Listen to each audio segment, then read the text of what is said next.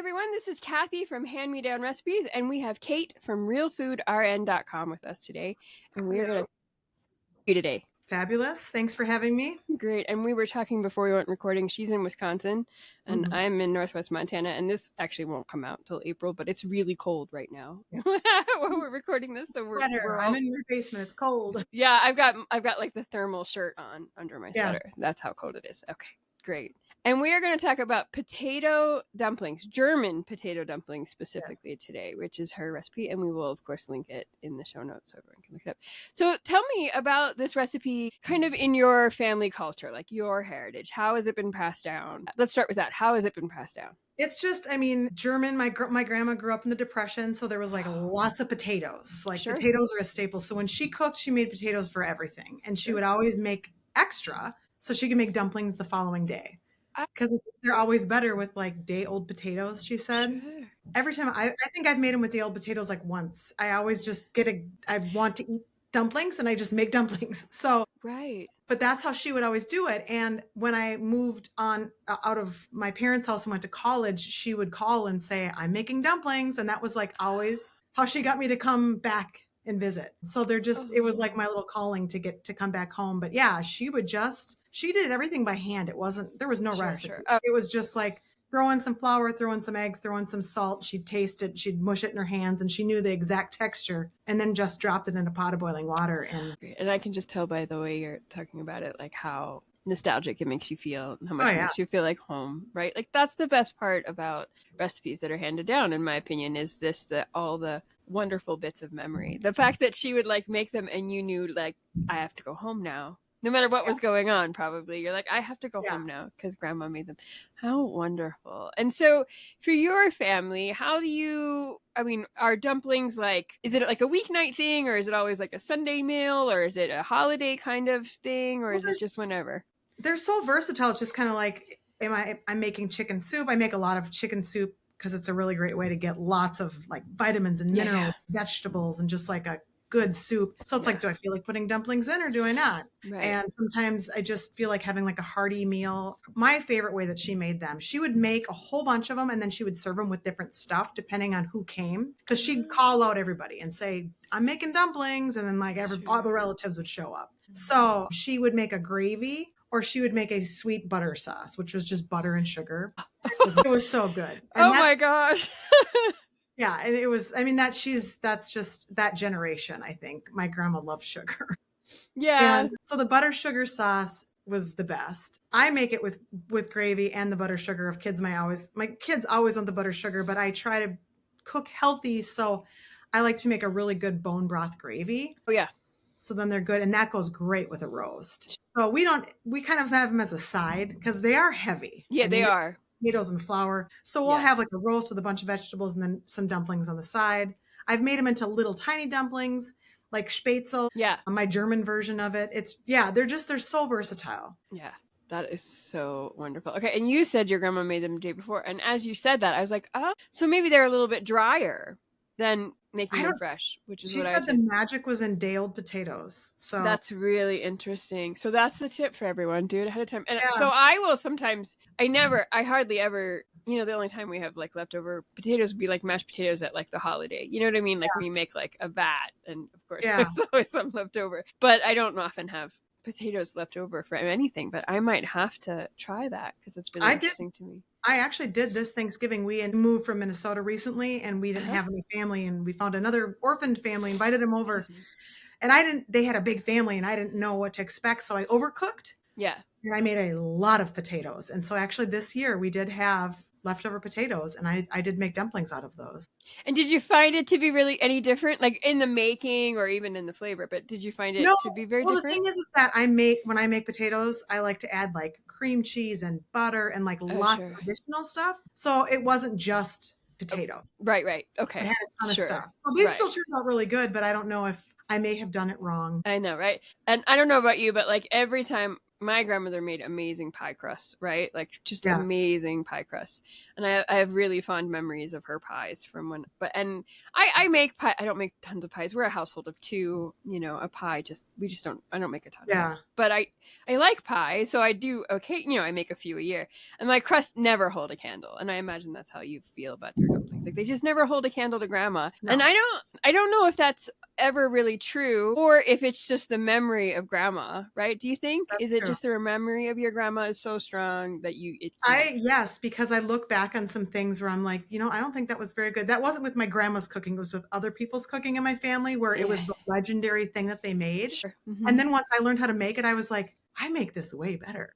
Right. It was like the memory of it was like, it's just this legendary, whoever makes like the apple pie that so-and-so always makes. And then you make the pie is actually probably not a good example because I also am not very good at pie crusts. Yeah. You really have to, I think it's an absolute art form, and it's something that you have to practice a lot. And that's fine, except for, how much pie can you actually eat? I don't love pie. You don't see cheesecake, so. No, see, I love cheesecake too, but I really do love a good pie. Yeah, in fact, I just love a good fruit pie. I just do. I always have. But yeah, in fact, I wouldn't say that I would rather have pie than like cake for like a birthday, but it's pretty close. So interesting. All right, and so we were talking about the dumplings. I loved hearing like all of the nostalgia. And so your whole family, do you have children? Do you and your husband? 5. Oh wow, so lots of children. So dumplings would be a great. It is a very frugal recipe for sure.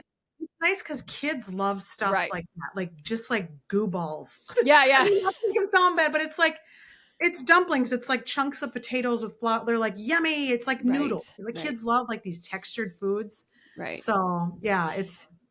And when you were talking about the sweet butter sauce, like it wouldn't have occurred to me to do that with the dumplings, but at the same time, I was instantly like, wow, that is just comfort food, a giant bowl of comfort food. Well, in that generation too, she was a food we always joked and said she's a food pusher. Like she loved us food. You would come to her house, and if you didn't leave there stuffed, she was mad.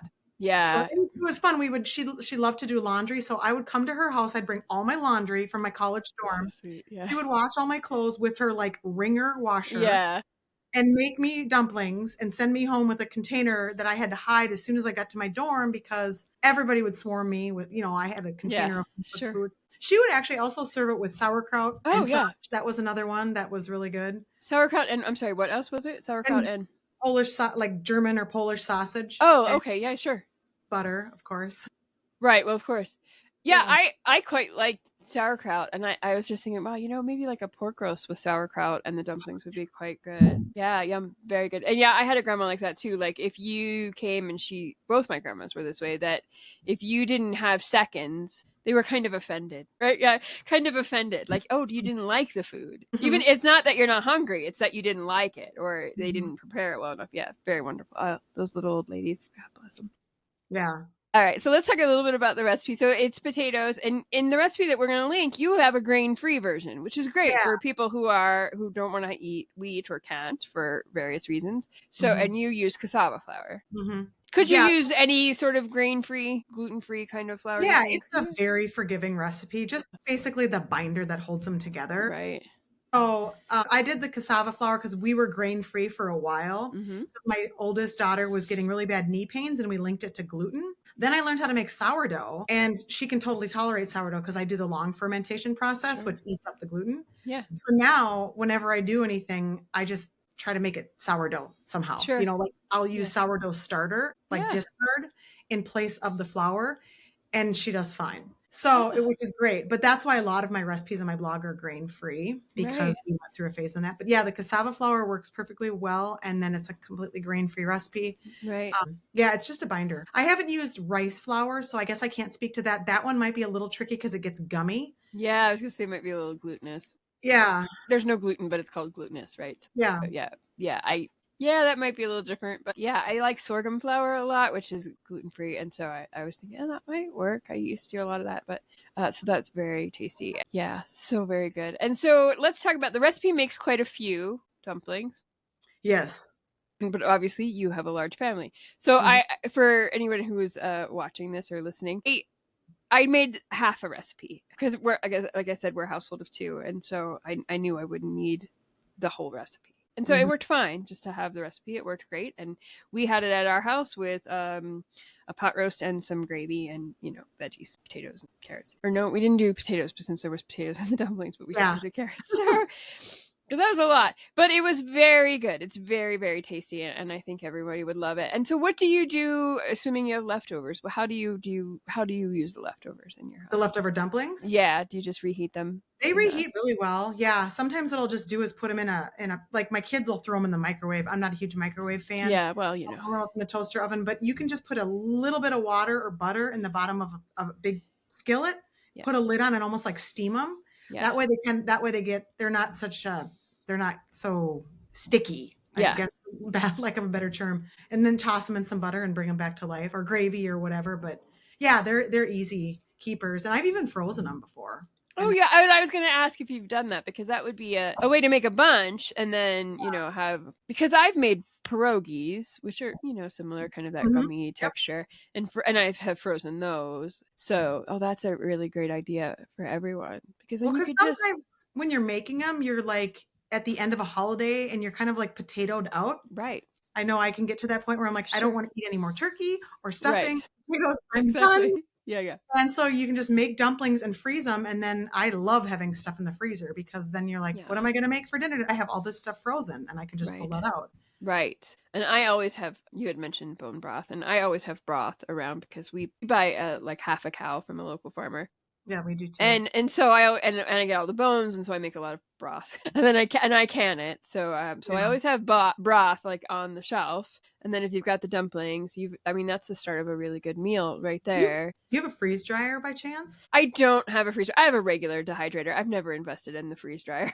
I just got one for Christmas, and I tell you what, I used to can broth too. Now you can freeze dry it and make a powder. Yeah. And it's like a bouillon. So whenever I want to make broth now, I just do a few scoops of that. And it, like the shelf, you can open up so much shelf space. Right. In your canning room. That's interesting. I had put off buying the freeze dryer mainly because, when they first came out, it seemed like a lot of people were having, of course, anytime something's new, it seemed like a lot of people were having trouble with them, within a year.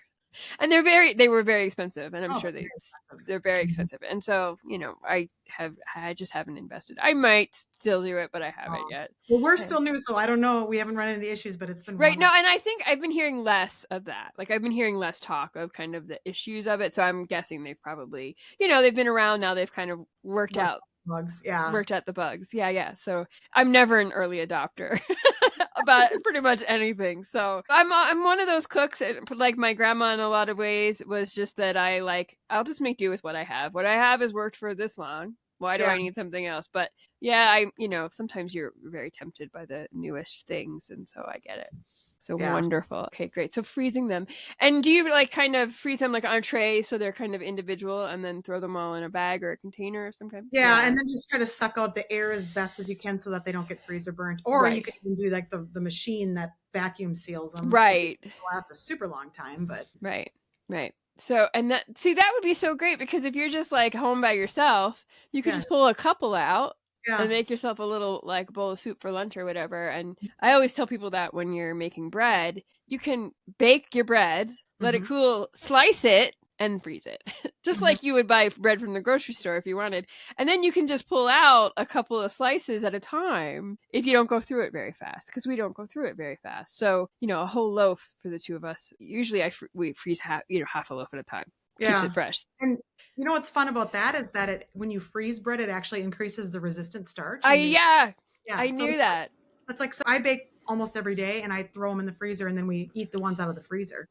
So since more about, so we're just kind of going a little off tangent here, but I heard that it doesn't matter if it's frozen, just cold. Is that true? I had heard frozen. I don't know. Because I had read a thing about rice too, that the starch is better if it's cold. So you should make your rice ahead of time, refrigerate it, and then reheat it. I guess I just heard freezer, but that could very well be. So we just decided to do that because we're like, this is great. Make it the healthiest we can. A long fermented sourdough that's been frozen. Right. I mean, then we can eat all the bread we want. There you go. Right? Because bread is never a bad thing. Yeah. I don't know.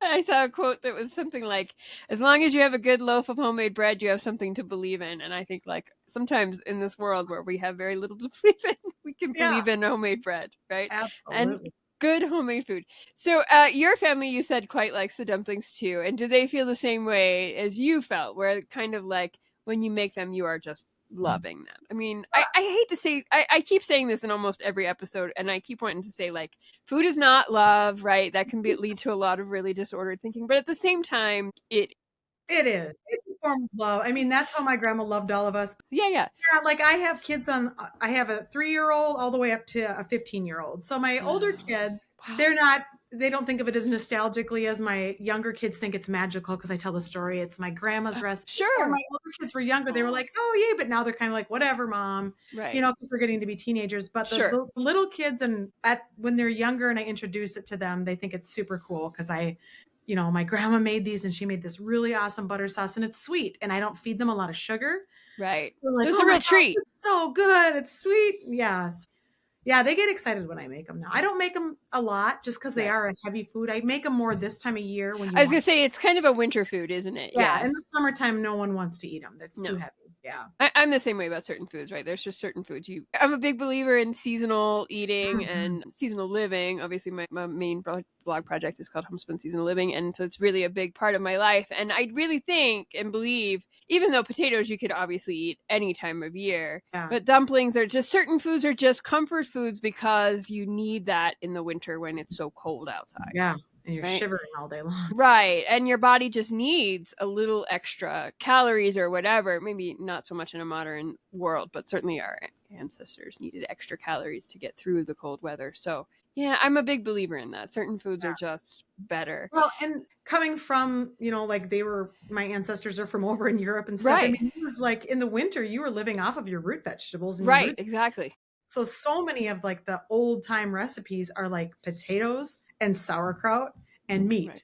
Right. Because that's like what they had, and cheese and bread. Right. And these are calorie dense things. They're also nutrient dense, but they're also calorie dense things that we need in the winter. Whereas like other vegetables like kale or spinach or peas do not have a lot of calories, right? But potatoes do, and they do store a long time. And winter squash too, right? So we so that's a great way to look at it. I mean, all of her recipes seem to have like a potato or a sauerkraut or a sausage or an onion. It's like, it's just different variations of it.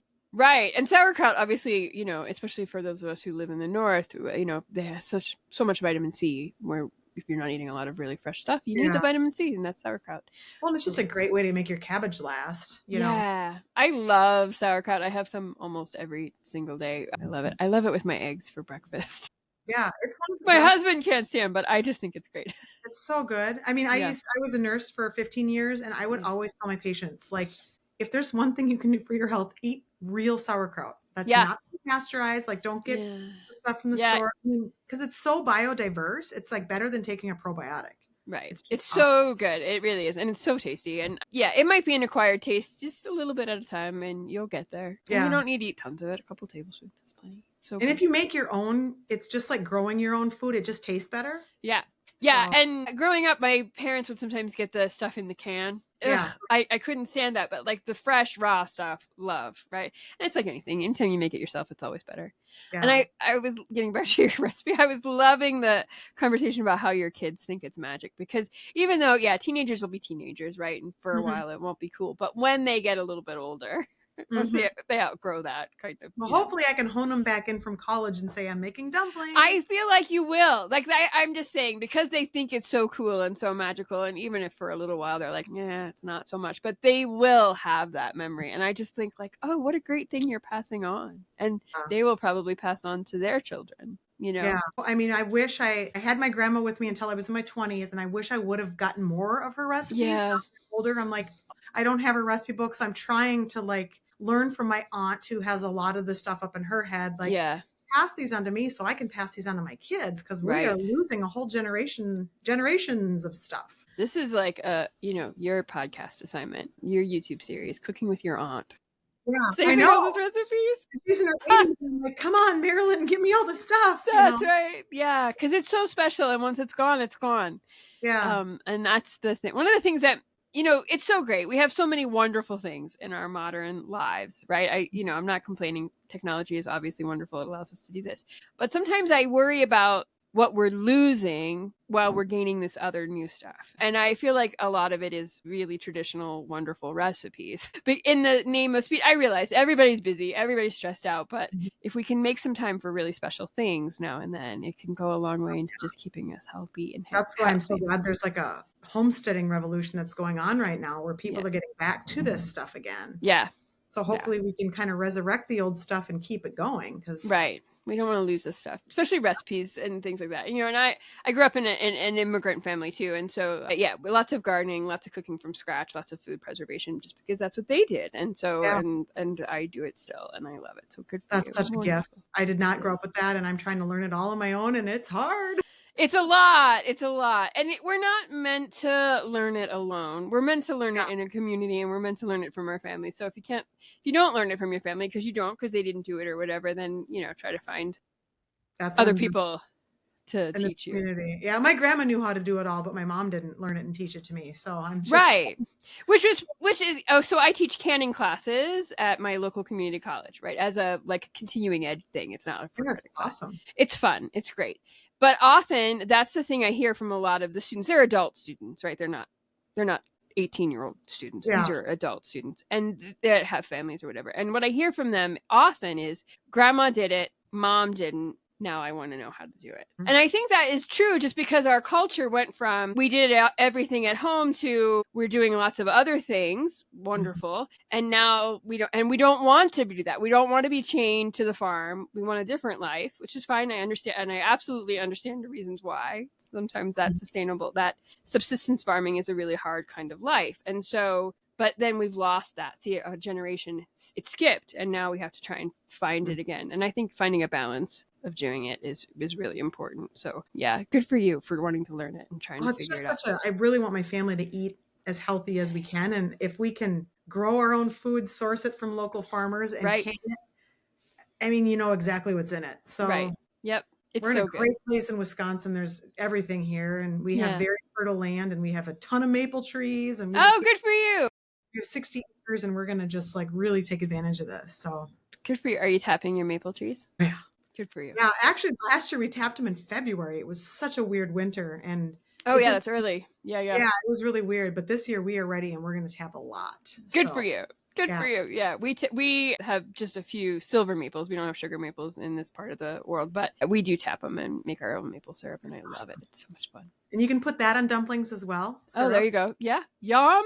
I have done it. So I'm totally thinking about them as a breakfast food now, because if I had some more left over, I was like, these might actually be really good with eggs for breakfast. So there you go. Very good. All right. Wonderful. Is there anything else you'd like to tell us about the recipe? No, I just say, if you guys have potatoes laying around, just give it a try. I mean, they're so easy to make. They're so easy. There you go. And we will link it to it. And so, Kate, tell everybody where they can find you online. Well, my website is realfoodrn.com, and I am realfoodrn on all social media. Except for TikTok. I don't have TikTok. So we'll find you on Instagram and Facebook and Pinterest. There you go.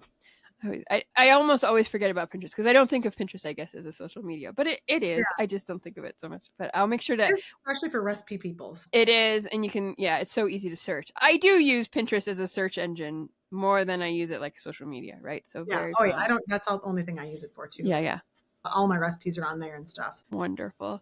Well, thank you so much for joining us. It was just a delight to talk to you about this, and I'm so glad that you did, because it was just wonderful to hear you light up and see you light up and hear you talk about your grandma's recipe. Thank you so much. Yes, absolutely.